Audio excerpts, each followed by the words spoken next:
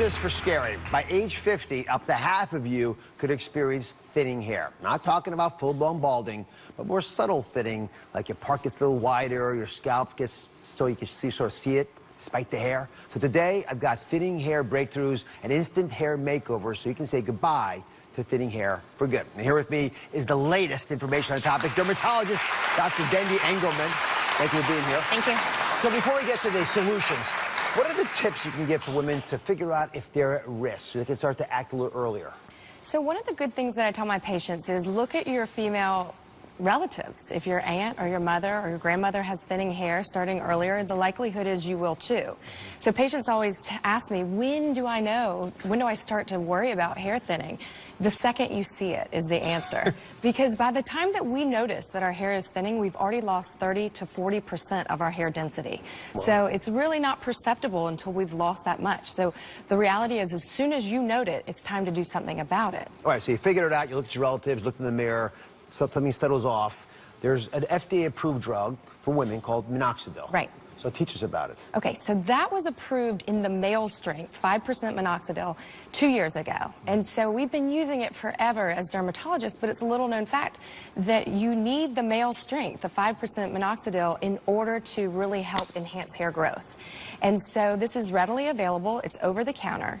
You put it onto your scalp twice a day, and it's nice because it comes in a foam. Oh, my goodness. And so it's really good in order to enhance hair, the blood flow to the follicle. So you get increased blood flow, increased oxygen, increased nutrients. So not only does it stop hair shedding, but it increases hair growth. If you tried the old one before a year ago, the 2% one, and it didn't work, is it worth trying it again? Yes, for sure. And that's an excellent point because it was really marketed for women. If I'm a woman and I'm going into the drugstore, I'm going to pick up the one that was made for women. So but as dermatologists, we always said don't use that one, use the male strength. But if you don't have access to dermatologists, you would never know that the stronger, the 5% is much more effective. And how often do you apply it? So twice a day is what's recommended. If you do it less, does it not work at all? It still works. It just may not be as robust a response as what you can with twice a day. Right, now, you surprised me with another recommendation, which I never thought of before, but you think that we can actually shampoo our hair to look better, but not with any shampoo. That's right. So it's not with any shampoo, but you can find ketoconazole, which is readily available at all of the over-the-counter drugstores. And this is a shampoo that they found originally was made for dandruff, but it's anti-inflammatory and it blocks the androgens or dihydroxytestosterone that's at the base of the follicle that contributes to hair loss. And so people over time can show that their hair is getting thicker just by using a shampoo.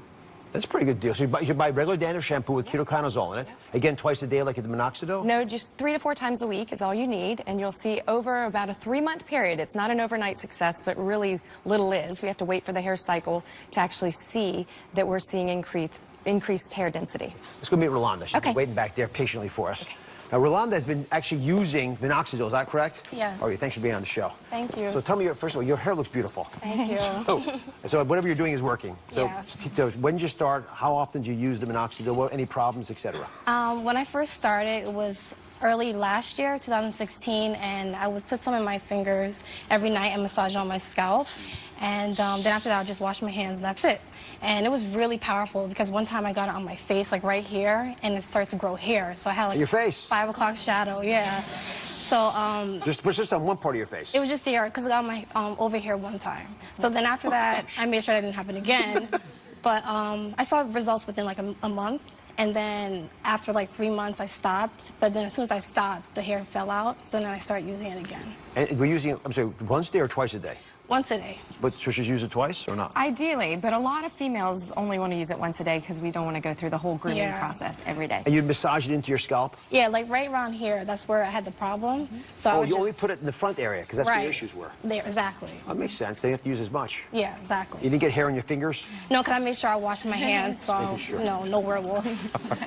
You're an angel. Thank you for being here. We'll be right back. Nice job, baby.